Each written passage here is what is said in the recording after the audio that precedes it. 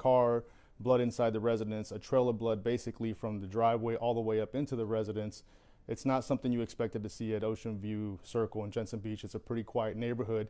All the neighbors obviously were concerned. However, we were able to take quick action and put the scene to rest, take the person we need to take to into custody, and he is now facing those attempted murder charges. And was there any reason to believe that he might have been on drugs or intoxicated?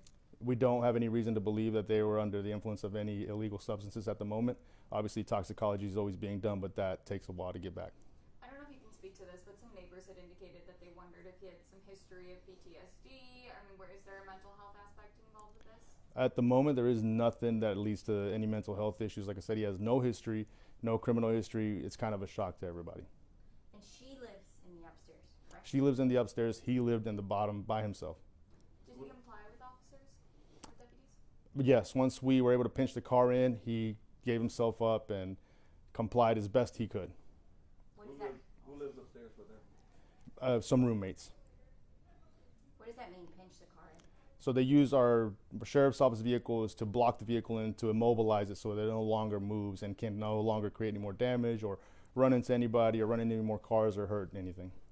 And can you talk about the response? I mean, neighbors had said that this was the largest response they've ever seen, especially in this area. But how many would you say deputies, and then if you could estimate of just fire rescue, everything? Yeah. So this was a pretty big response because of the nature of the scene and the calls. We don't normally get this kind of calls in this area. So obviously this nature of call, the response is what it should be. Our detective unit, fire rescue, our crime scene techs, everybody responded to ensure that the safety of our citizens was the utmost concern and that our victim got the investigation she needs and that we could bring this case to a conclusion.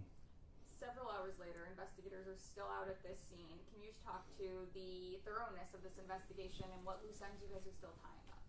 So our investigators are still on scene conducting search warrants. They're just trying to put all the pieces of the puzzle together to see what evidence there still is. Maybe we could put the story together. We do have statements, but obviously we know that a traumatic incident like this, the victim may not remember every single thing that happened or the suspect. So hopefully there's pieces of the puzzle we could put together, evidence we can collect so that we could paint the picture as to what actually happened.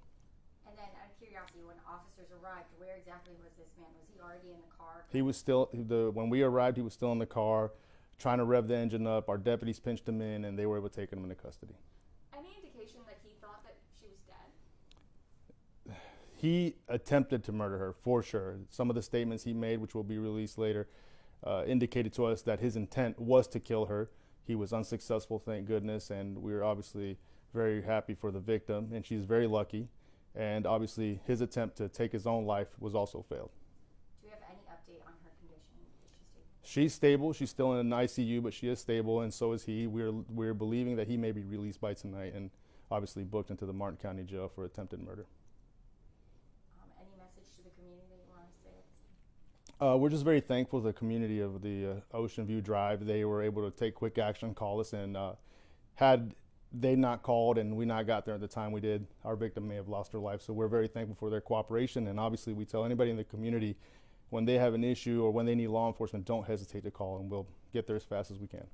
And I know in this situation, just talking with neighbors, like they knew her well. She's lived there for a long time. I mean, is this a lesson to know your neighbors in the event of an emergency? I mean, it's a very good message on our community. Knowing your neighbors and obviously them knowing you is a big thing. That way you guys can look out for each other, take care of each other. Martin County is a close-knit community, and this is what makes this community Martin County, right? The neighborhood closeness, the neighbors knowing each other, and the ability of one person to care for another and help each other out.